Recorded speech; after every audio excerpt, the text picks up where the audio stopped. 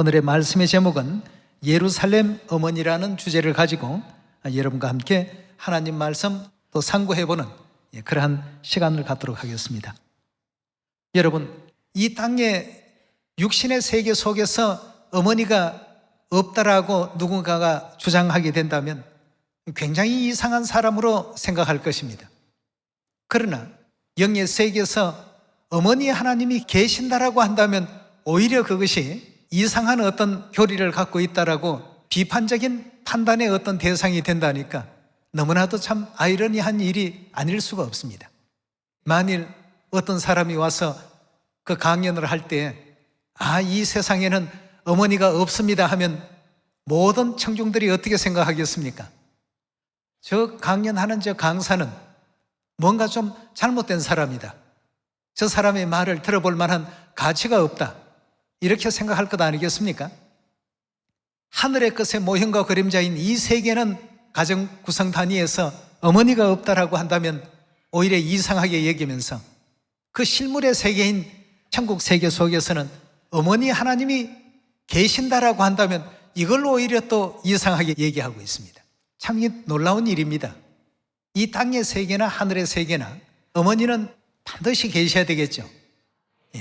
어머니는 갈 길을 알지 못하고 유리하고 방황하는 영혼들을 영원한 천국으로 인도해 주시는 우리 영혼의 구원자십니다. 근데 영적 세계 속에서 어머니 하나님이 계시지 않는다라고 주장하는 많은 교회가 오히려 정통으로 여겨지게 되고 정통 이론인 양 받아들여지게 된다는 것이 너무 이상한 내용이 아닐 수 없습니다. 그렇다면 이 성경은 과연 이런 모든 문제들을 어떻게 설명하고 있는가? 누구의 생각이 잘못된 것인가를 분명히 찾아낼 줄 아는 우리가 되어야 되지 않겠습니까? 왜냐하면 마태복음 7장의 말씀 보시면 주여 주여 하는 자가 가는 천국이 아니라 아버지의 뜻을 행하는 자가 가는 천국이라고 되어 있지 않습니까? 그렇다면 어머니 하나님이 존재한다는 것이 아버지의 뜻인지 어머니 하나님이 존재하지 않는다는 것이 아버지의 뜻인지 이걸 확인해야 되지 않겠습니까? 그래서 오늘 제목이 예루살렘 어머니입니다. 예루살렘은 어머니의 별칭이라고 볼 수가 있겠습니다. 우리 성경 말씀을 보시면 하나님께서는 우리 인류에게 천국 들어갈 수 있는 굉장히 중요한 약속을 주셨습니다. 그래서 성경은 하나님을 올바르게 믿고 진리 안에 있는 우리들을 가리켜서 약속의 자손이다 이렇게 표현하고 있죠. 그 부분에 대해서 갈라디아서 4장 28절의 말씀 함께 보겠습니다. 갈라디아 4장 28절의 말씀 보시면 형제들아 너희는 이삭과 같이 약속의 자녀라 갖고 있는데 여기서 중요한 장면이 약속이라는 이 부분입니다. 도대체 우리는 어떤 약속을 가지고 있는 약속의 자녀들인가? 하나님께서 우리에게 뭘 또 약속해 주셨는지 요한일서 우리 2장 열어보도록 합시다. 2장 25절의 말씀 보시면 그가 하는 것은 하나님이시죠. 하나님이 우리에게 약속하신 약속이 이것이니 곧 뭐라고요? 영원한 생명이라고 했습니다. 성경은 우리를 약속의 자녀라고 이렇게 부르고 있는데 요한일서 2장에서는 하나님께서 약속하신 약속이 다름 아닌 영원한 생명, 즉 영생이라고 했습니다. 우리는 하나님께로부터 영생을 허락받고 있는 자손들입니다. 자, 그렇다면 영원한 생명이라는 이 부분을 한번 또 집중적으로 생각해 볼 필요가 있겠습니다. 이 땅의 어떤 육의 생명을 통해서 영의 생명을 우리가 한번 이해를 해보고 영생에 대한 것을 생각해 봐야 되겠습니다. 요한계시록 4장 11절 열어보도록 합시다.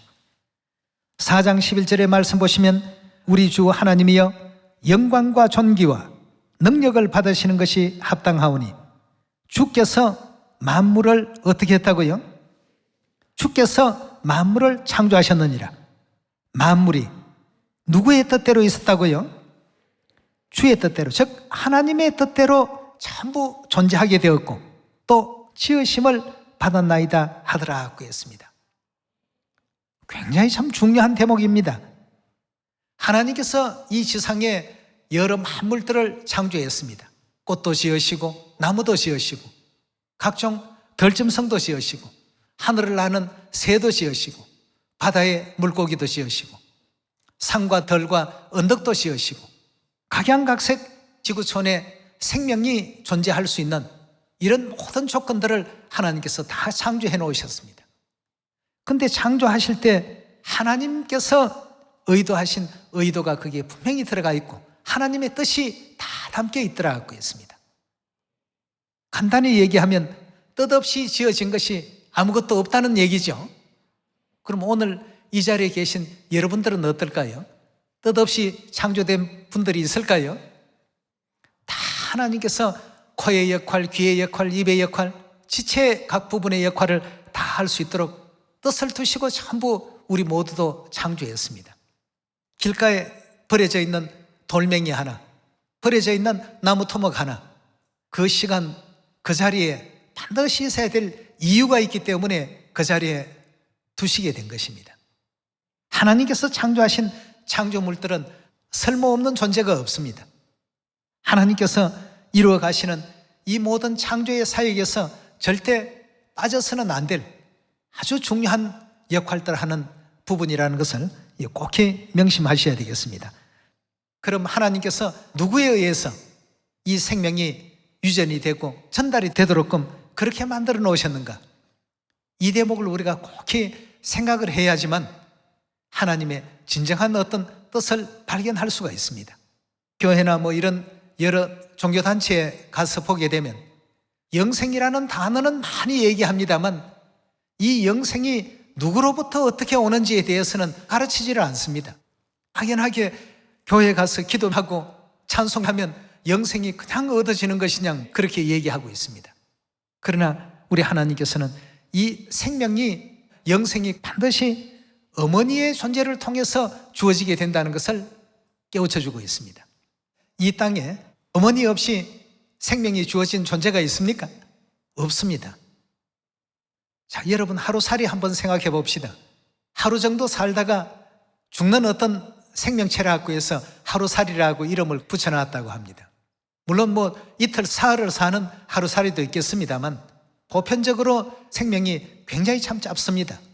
하루살이가 왜 하루밖에 못 살까요? 하루살이는 태어날 때부터 하루살이의 엄마의 생명을 유전받아서 그런 정도밖에 못 삽니다. 1년도 못 살고 한 달도 못 삽니다. 참으로 신기한 이치 아니겠습니까?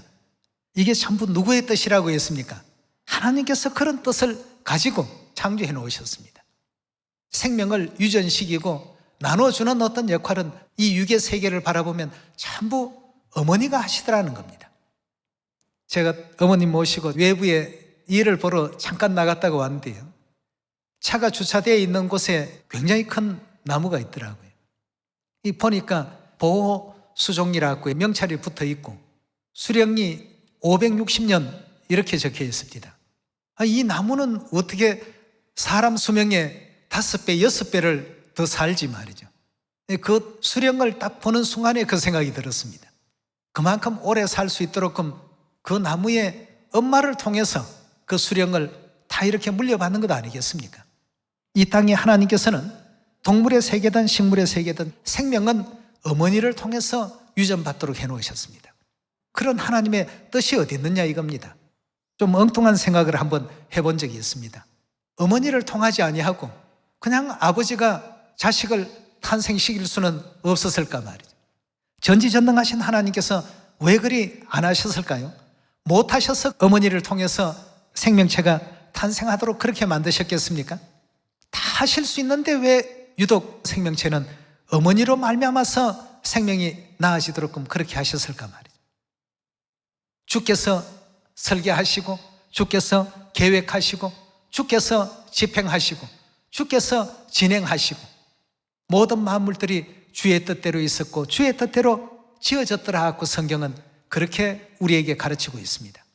그렇다면 아버지를 통해서 생명체가 탄생되는 것이 아니라 어머니를 통해서 최종적으로 모든 생명이 유전되도록 하신 데에는 아버지의 어떤 뜻이 계실까 말이죠. 히브리서 8장의 말씀을 보면 이 세상에 있는 제도들은 하늘의 것의 전부 모형이요 그림자들입니다. 우리의 신분이 약속의 자손이라는 신분을 갖고 있고, 하나님께서 우리에게 약속하신 것이 영원한 생명, 즉 영생이라고 하시니까 이 생명에 대한 문제를 다뤄보지 않을 수가 없습니다. 그렇다면 어머니 없는 세계는 생명이 없는 세계입니다. 맞습니까? 어머니 없는 세계는 죽음의 세계입니다. 생명이 존재할 수 없는 세계니까 말이죠. 그럼 하나님께서 왜 이렇게 만드셨을까? 하나님께서 보이지 않는 하늘의 것 성전을 모세를 통해서 보여주시고 지상에도 지으라고 하셨던 것처럼 하늘에 있는 영의 가족에 대한 부분들을 이 지상 모든 인류 인생들에게도 깨우쳐 주시고자 하시는 뜻이 계셨고, 인류가 영생이라는 약속을 받은 약속의 자손이 되기 위해서는 우리에게는 틀림없이 누가 존재해야 된다는 것을 알려주고 있습니까? 어머니가 존재하지 아니하고는 영원한 생명이 절대 존재할 수 없다는 것을 가르쳐주기 위한 하나님의 보이지 않는 섭리가 계셨던 것입니다. 그렇다면 과연 영의 세계에서 어머니가 존재하시는가 존재하지 않는가 확인해 볼 필요가 있지 않습니까? 자, 우리가 영생 얻는다는 것 여러분 믿어지십니까? 자, 그런데 한번 생각해 보세요. 아까 하루 산다고 했지 않습니까?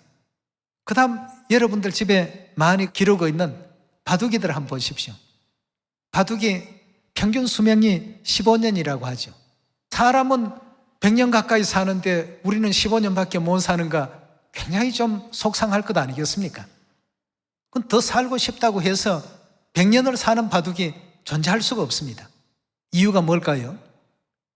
그 엄마로부터 생명의 유전자를 딱 그 정도까지 살 수 있도록 허락받은 것입니다. 그렇다면 성경에 기록되어 있는 영생이라는 이 말씀을 절대적으로 믿는다라고 한다면 우리 어머니는 어떤 존재가 되어야 된다는 얘기입니까? 영원한 생명의 존재가 아니시고는 결단코 영생이라는 것이 우리에게 주어질 수가 없습니다.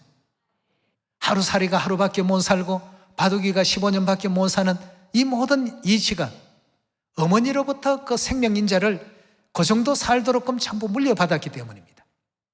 그렇다면 여러분도 저도 영원히 살 수 있는 영생인자를 받을 수 있다는 것은 우리 어머니가 누가 되어야 됩니까? 반드시 하나님이 되셔야, 그렇죠? 그 영원한 생명인자를 가지신 어머니가 우리 어머니일 때 그제서야 비로소 영생을 가질 수 있다라는 확신을 우리가 가질 수 있는 것 아니겠습니까? 이런 우리가 이치를 이해하고 깨우쳤을 때 왜 우리에게 어머니 하나님이 존재해야 되는가를 분명히 이해할 수 있는 것이죠. 어머니 하나님이 안 계시면 여러분도 저도 영생 못 받습니다. 이 땅에 만물을 지으실 때 이미 창조의 어떤 모든 과정 속에 하나님의 뜻을 다 담으셨다고 했습니다. 우리 어머니가 영생하시는 분이라면 우리 어머니는 하나님이셔야 됩니다. 그렇다면 왜 우리가 성경에서 천국 가족이라고 이렇게 표현했고, 왜 하나님을 아버지라는 호칭을 사용하셨고, 우리에게는 아들들이라 딸들이라 이런 호칭을 왜 주셨는지, 이런 문제들을 우리가 면밀하게 생각해 봐야 됩니다. 아무 이유 없이 무작정 아들이다 딸이다 하는 이 호칭이 주어지지 않습니다. 아버지라는 호칭이 그냥 만들어진 게 아닙니다. 어머니라는 이와 같은 칭호가 그냥 생겨난 것이 아니죠. 그래서 지식이 없으면 망한다라고 했기 때문에 오늘 과연 이 성경 속에 우리가 하늘나라 가더라도 아버지뿐만 아니라 어머니와 함께 또 우리 시온의 모든 형제 자매들이 오늘은 이별에서 내일은 저별에서 영원 세세토록 영생과 복락을 과연 우리가 누릴 수 있는지, 이런 문제들도 확실하게 하고 넘어가야 되죠. 우리 창세기 1장 확인을 한번 해봅시다. 24절입니다.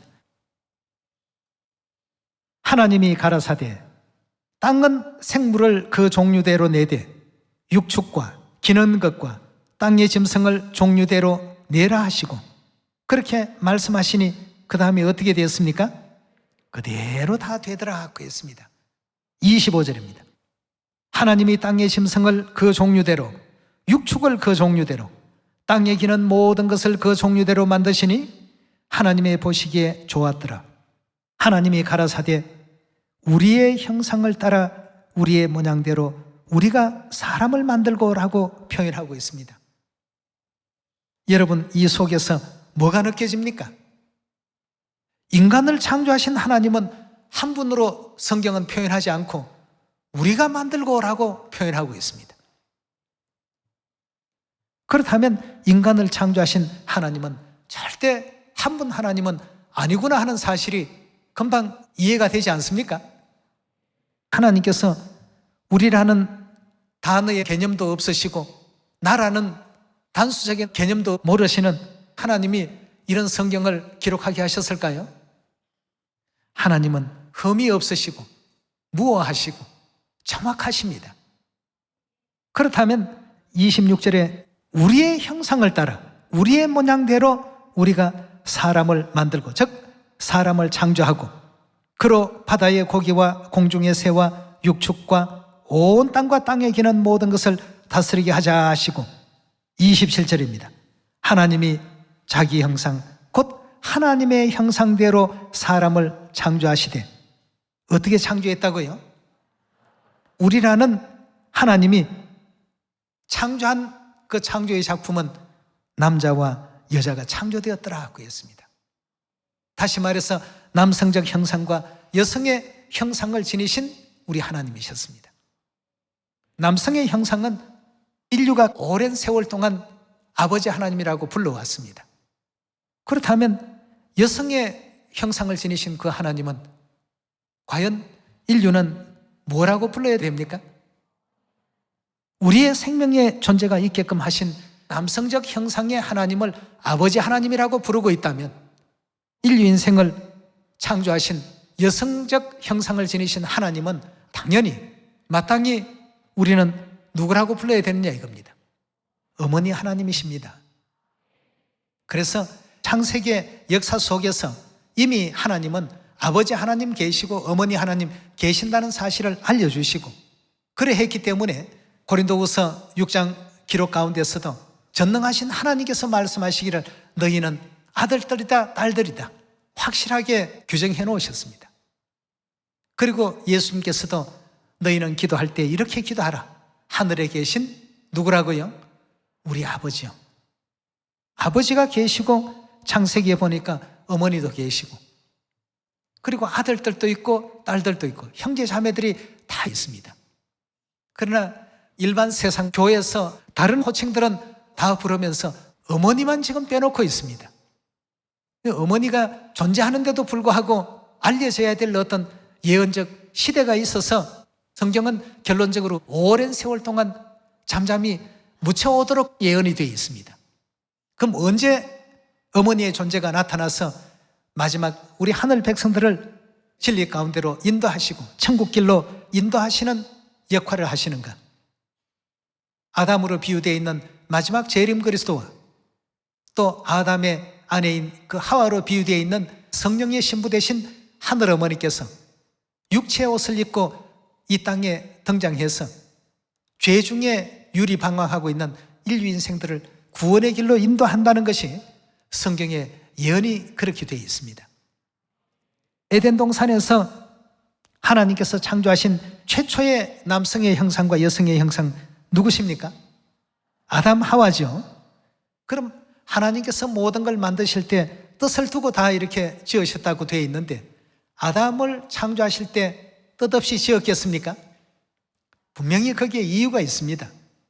하와를 지으실 때도요 분명히 그 속에 뜻을 두고 지으셨습니다. 로마서 5장 14절의 말씀 보겠습니다. 5장 14절의 말씀 보시면 그러나 아담으로부터 모세까지 아담의 범죄와 같은 죄를 짓지 아니한 자들 위에도 사망이 왕노릇하였나니 아담은 오실자에 뭐라고 했습니까? 그럼 오실자 하게 되면 계시록 22장에 보면 아멘 주 예수여 오시옵소서 하고 기록되어 있습니다. 오실자는 예수님을 표상하고 있습니다. 아담은 예수님을 표상하는 인물로서 창조하신 것이라면 아담의 아내였던 하와는 어떤 뜻으로 과연 지어지고 창조되어졌을까? 자, 거기에 대한 부분도 창세기 3장을 한번 열어서 확인해 보도록 합시다. 20절의 말씀 보시면 아담이 그 아내를 뭐라고 이름했다고요? 아담이 그 아내의 이름을 하와라고 이렇게 지어주었습니다. 하와라는 뜻은 나나주를 보면 생명이라는 의미를 지니고 있다고 했습니다. 이름 하나에도 전부 뜻이 있습니다. 그럼 수많은 이름을 놔두고 왜 생명이라는 이름을 여자에게 이렇게 붙였을까요? 아담에게 생명이라는 이름을 붙일 수도 있지 않습니까? 근데 하와에게 생명이라는 이름을 붙여주었습니다. 그리고는 그 하와의 역할과 사명이 그 뒤에 계속 나오지요. 하와라 이름하였으니 그는 모든 산자의 어머니가 됨이더라고 했습니다.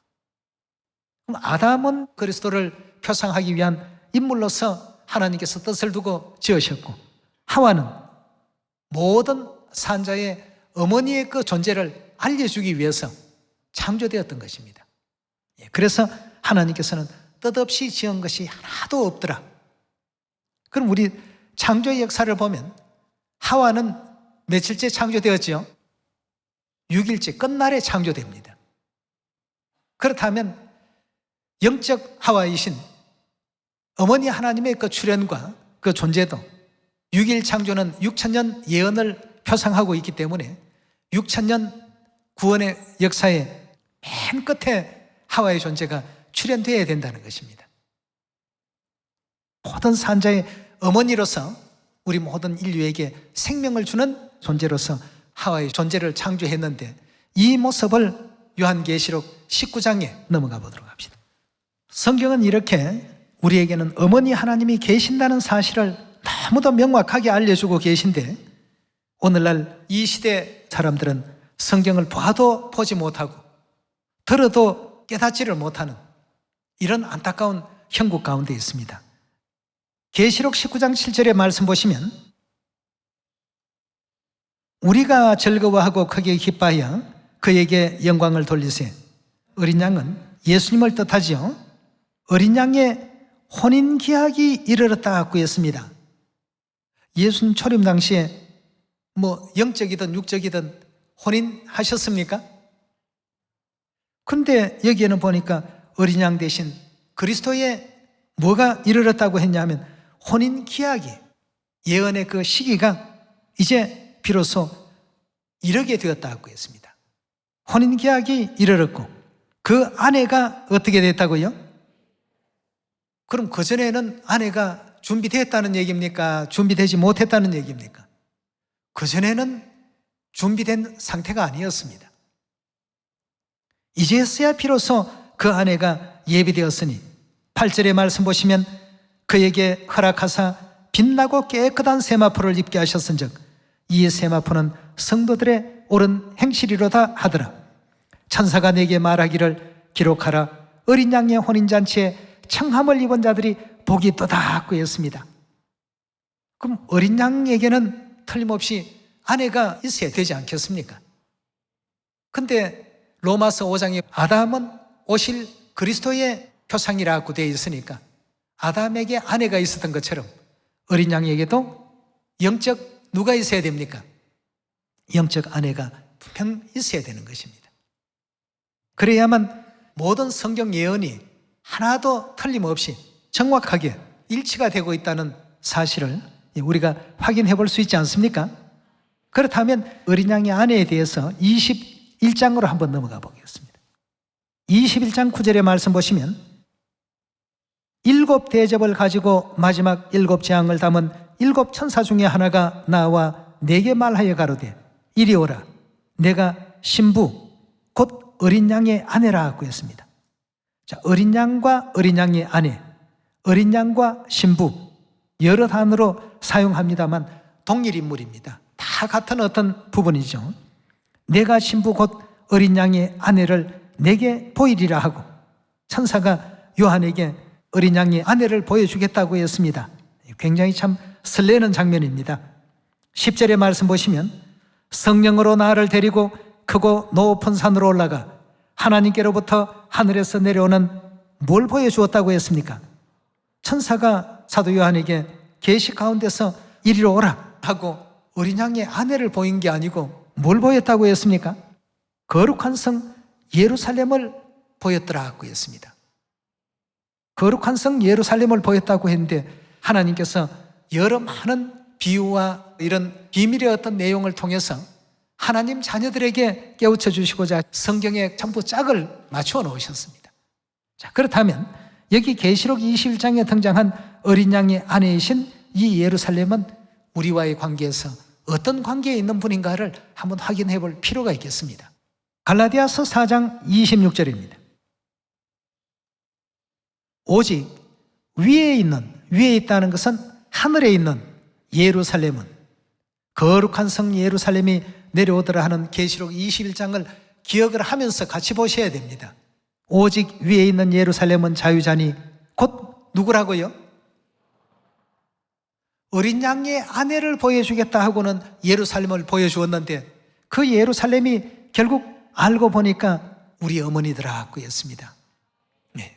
어린 양의 아내는 결국 우리의 어머니 하나님이셨습니다. 네. 계속 보겠습니다. 27절입니다. 기록된 바 잉태치 못한 자여 즐거워하라. 그렇지 못한 자여 소리질러 외치라. 이는 홀로 사는 자의 자녀가 남편 있는 자의 자녀보다 많음이라 하였으니 형제들아 너희는 이삭과 같이 뭐라고요? 약속의 자녀라. 약속의 자녀라는 말을 다른 말로 하면 약속은 영생이니까 이삭과 같이 영생의 약속을 받은 자녀라. 그러나 그때 육체를 따르는 자가 성령을 따르는 자를 핍박한 것 같이 이제도 그러하도다. 그러나 성경이 무엇을 말하느뇨? 계집종과 그 아들을 내어 쫓으라. 계집종의 아들이 자유하는 여자의 아들로 더불어 유업을 얻지 못하리라 하였느니라. 그런즉 형제들아 우리는 계집종의 자녀가 아니요 자유하는 여자의 뭐라고요? 자녀라 하고요. 자유하는 여자는 26절에 우리 어머니라고 되어 있습니다. 이 어머니의 자녀가 되는 사람들이 전부 약속의 자녀가 되는 것입니다. 영생에 나아갈 수 있는 자녀가 되는 것입니다. 하루살이가 하루밖에 못 사는 것은 하루살이가 게을러서도 아니고 하루살이가 건강식품을 먹는 것을 소홀히 해서 하루밖에 못 사는 것도 아닙니다. 그럼 우리를 약속의 자손이라고 하고 영원한 생명에 나아갈 수 있다라고 하는 것은 우리 어머니는 도대체 얼마의 생명을 가진 분이기에 우리가 영생의 자녀가 될 수 있는가 말이죠.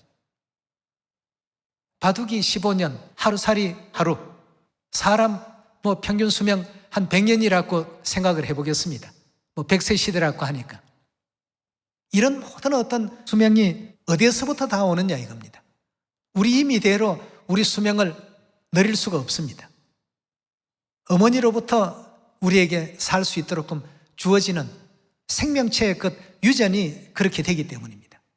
그런데 우리는 하나님께서 약속하시기를 영원한 생명을 주겠다고 하시는 걸 보니까 틀림없이 우리 어머니의 존재는 하나님이시구나 말이죠. 그래서 창세기 1장에서도 확인해 주셨고 위에 있는 예루살렘은 자유자니 우리 어머니라는 예루살렘의 모습을 요한계시록 사도 요한을 통해서도 다름 아닌 우리 어머니였다는 사실을 확인시키고 있지 않습니까? 여러분, 우리는 천국 가족들입니다. 항상 우리 하늘 어머니께서 우리 천국 가족들을 사랑하시는 그 마음을 우리 사람의 눈으로 볼 수 있거나 만져질 수 있는 것이 아닙니다. 느껴야 됩니다. 그 헬렌 켈러라는 사람이 그런 얘기를 했다고 하죠. 세상에 가장 소중한 것은 사람이 만질 수 있구나, 볼 수 있는 것이 아니라 느낄 수 있는 것이 가장 소중한 것이라고 그렇게 얘기했다고 합니다. 해외에 계시는 성도들은 한 번씩 전화할 때 제가 가장 많이 들었던 어머니의 전화 내용은 I love you so much, 사랑한다는 말씀과 I miss you so much, 여러분들이 그립습니다 하는 이런 이제 표현을 가장 많이 하시는 어떤 부분이었습니다. 어머님께서 다른 많은 말씀도 있는데 저 말씀은 꼭 빠뜨리지 않고 늘 이렇게 하시구나. 우리나라의 그 시인 중에도 한 분이 그런 얘기를 하더라고요. 사랑합니다 하는 말과 또 보고 싶습니다 하는 이 말은 가장 평범한 말이지만 이 이상의 어떤 더 빛나는 표현의 말이 없답니다. 본인도 많이 찾아봤대요. 이보다 더 애절한 표현이 있는가? 없더랍니다. 사랑합니다 하는 말보다 더 애절한 표현이 없고 보고 싶습니다 하는 이 말보다도 더 간절한 표현이 없더랍니다. 그런데 어머니께서 이 부분은 절대 빼놓지 않고 이렇게 말씀을 하시기 때문에 가장 평범해 보이는 것 같은 내용이 그리웠고 보고픈 자녀들을 향해서 할 수 있는 최상의 가장 아름다운 시어가 아니었던가 하는 그런 생각이 듭니다. 그래서 우리 시온의 자녀들은 오늘도 전국 전 세계 각처에서 어머니의 이런 응원과 또 격려를 받으면서 사마리아 땅끝까지 우리 하늘 자녀들 찾는 일에 또 이 복음을 전파하는 일에 모두가 또 힘을 쏟고 있습니다. 시온의 모든 자녀들도 우리에게는 어머니가 계셔서 너무나도 참 든든하다는 이런 어떤 믿음을 굳건히 해서 우리는 항상 하나님 말씀 안에서 행복하고 말씀 안에서 기뻐하고 이 믿음을 가지고 우리 모두는 2022년 이 한 해도 세상 모든 사람들에게 아버지 어머니의 사랑을 전하고 우리 시온 안에서도 서로 연합과 화합과 또 배려와 격려와 응원과 이런 내용을 통해서 어머니 손잡고 영원한 천국 고향 돌아갈 수 있는 우리 하늘 가족 다 되시길 부탁드리겠습니다. 코로나로 인해서 그동안 지쳐 있습니다만 힘냅시다. 천국이 우리를 기다리고 있습니다. 우리는 확실한 걸음을 지금 떼고 있습니다. 왜냐하면 우리를 인도하시는 아버지 하나님, 어머니 하나님이 확실한 우리의 구원자시기 때문입니다. 이 사실을 조금도 의심치 마시고 영원한 천국까지 이 믿음 굳게 간직해 갈 수 있는 여러분과 제가 되길 바라면서 오늘 말씀 이것으로 마치도록 하겠습니다. 감사합니다.